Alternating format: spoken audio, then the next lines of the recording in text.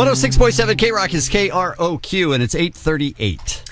I know those guys. Hey, Mark and Tom from Blink 182 are in studio with us on the Kevin and Bean Show. The Weekend Rage with our friend Adam Carolla coming up in about 20 minutes or so right now. First, though, we're taking your calls at 1-800-520-1067 if you have any questions for the band. How are we going to do this with the tickets, Kevin? Because I know we have limited number to give away. They are still on sale for Epicenter 2010. I say we'd give away to the best, the first three good ones. I mean, if it's not a good one, first we move three on. good ones. Yeah. Okay. First three good ones. Why don't we start with Svetlana, which I'm sure I said that wrong. She's on line 7, and she joins us on the Kevin and Bean Show. Svetlana. Hi. Or Svetlana. Svetlana. Is it Svetlana? Yes, it's Svetlana. All right. Yeah, you got to change that. You're on with Mark and Tom. Go ahead. I'm sorry. I was just going to ask you guys all have kids now. Have they showed any interest in music or anything? Or have they seen any of your videos where you guys run around naked? Both of those things are true. And you know what I think was really interesting? There's two when a child is born, there's two things that they instinctively know, and one is to latch on and eat, and the other one is they bob their head to music. It's actually pretty interesting, and I've noticed that in lots of babies because I stare at other people's babies. And all right. But my daughter is now realizing some of the dialect that Blink has been using on Excellent. stage Good. and in the old videos. And it's not like you can hide that at this point. No, you cannot. And so, I'm raising my kids Amish. Are you? Yeah. Yeah. No buttons. No snaps. no clothes. No snaps. No No clothes. snaps. No electronics. That is Snaps, something right? You that can't do snaps.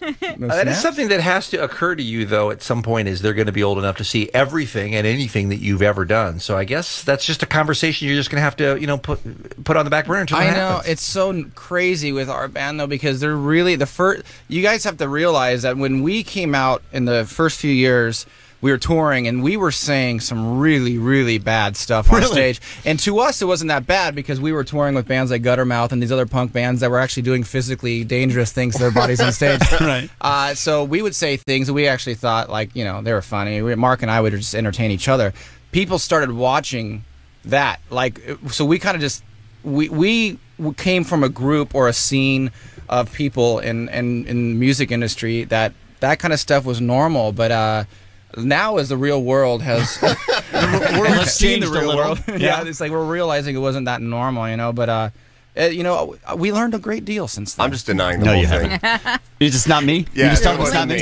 Denier. It totally wasn't me. Do you want to know something? I mean, for real. Yeah, I was talking about this story the other day, and this is a Mark Hoppus story. And this Don't is, tell them. Yes, please. No, this is just super funny. This is we don't want to hear it. No, Mark's so scared of what I'm going to say. They're just some really that we had a lot of fun. Right. I mean, Mark.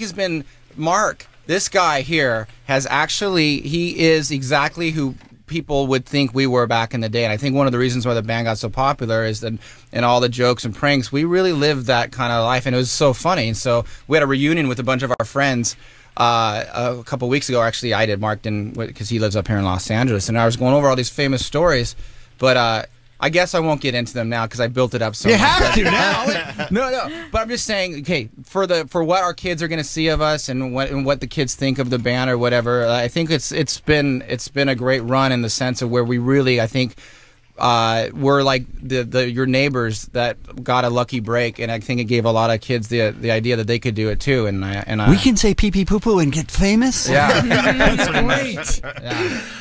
Thank you for the call, Svetlana. We will give her tickets. Yeah, right? I'm going to suggest we give her tickets because she's hot. Right? Okay. Svetlana's She probably hot. is. She's Russian. Yeah. Although I hear she's dating Mel Gibson, and I'm a little bit worried about that. Let's try Jesus. I think he's got an outstanding question, frankly, that may be of only interest to me. But let's see what Mark and Tom think. Jesus, hi, you're on the air with the guys. Go ahead. Good morning, guys. Good morning, Kevin and Bean. Mark, Tom.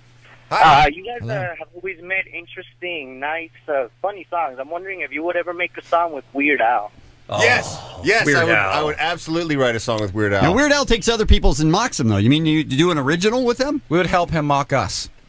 That's what we would do. The answer is yes? And I've heard from everyone from Eminem on down that that is the mark of really making it in the business when Weird Al selects you as the target. I would entirely think that that's true, and I'm a little bummed that we didn't ever reach that plateau. I mean, you know. You got a new album coming out. True. Yeah. This new song that Lot comes of out in pressure. 2030. All right, it's a Weird Al question. Does he get tickets too? I think he gets, just because who would have thought of a Weird Al question? Yeah. Yeah. All right. Jesus, you are in. Congratulations. Thank you. Let's try, how about Billy? This is an interesting question. On line 2 for Mark and Tom from the band Blink-182 playing Sunday, September 26th at Epicenter 2010. Tickets are on sale now for both big nights that weekend in Fontucky. Hi, Billy. Go ahead. Hey, guys. Hi. Hi, Mark. Hi, Tom. I was just curious, Hey. what's the best Hi. or funniest advice that you guys ever got when you were starting out as a band? The best what? The best or funniest advice? Well, I can think of I can think of a moment that I really I'll take it as advice. But we were in Australia playing with Foo Fighters on Big Day Out Festival there, and we were hanging out backstage talking with Dave Grohl, and we were talking about how we wanted to go somewhere, like we couldn't afford to do something, and Dave's like, well, why don't you just fly there, or why don't you just have like fly your girlfriend out here, or whatever it was that we were complaining about. We're like, oh, sorry, we're not rich and famous like you. We don't have like Nirvana money. And he's like, you know, guys, I just hope to God that one day you're as rich and famous as I am, because it's awesome.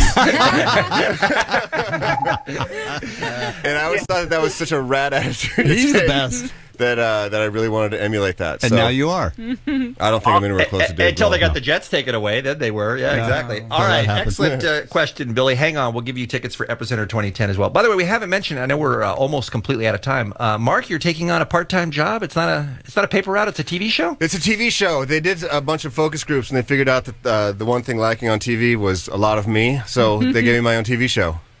And what do you do? Are you going to tell us anything about it? Or is that it? I thought you guys knew.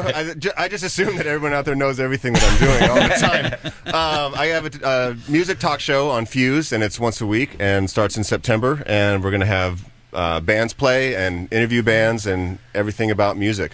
It's called A Different Spin. It's called A Different Spin with Mark Hoppus.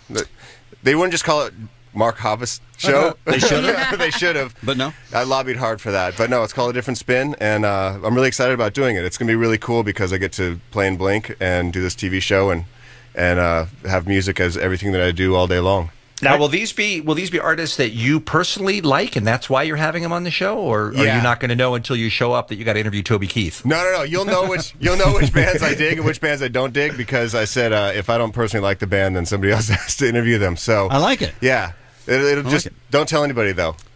Okay. That I said that. All right. We won't. But yeah, if I don't Just interview the between us. band, it means I hate them all as people. Now you said September? Yeah, Do we know September. night? Time? We don't know which night. Nothing. They're going to figure out. I think they're going to wait and watch the first few shows and then figure out. So Make sure they want to run it? Yeah, if it's like Wednesday mornings at like 10:30. That'll say a lot about the quality It'll of say your a interviewing lot skills.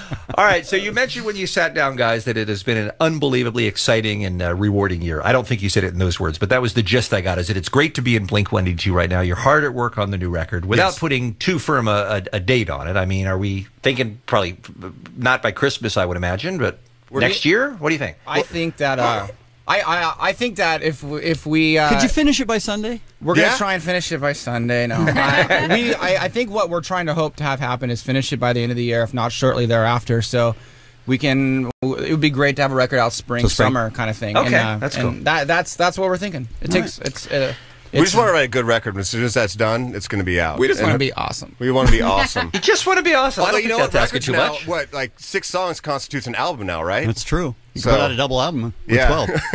That's all you need. Well, it's always a thrill for us to have you guys stop by. It is. It really I think is. you know it is a thrill for us. You know that, right? And we've been loving on you for a long time, so we're super psyched to have you back, and super psyched to be having you play this Epicenter 2010 show, because it's an unbelievable lineup all weekend long. I think it's going to be big fun, and we can't wait to catch up with you again soon, guys. Thank you. Absolutely. Well, thank you. Thanks for actually, we were just talking in the other room about, like, we've been friends with you guys for more than a decade now, and it's always Best awesome friends, to come in actually. and hang out with you guys. Best and friends. I wouldn't go best friends. Okay, fair enough. The K-Rock Request Line. 800-520-1067. And at KRock.com.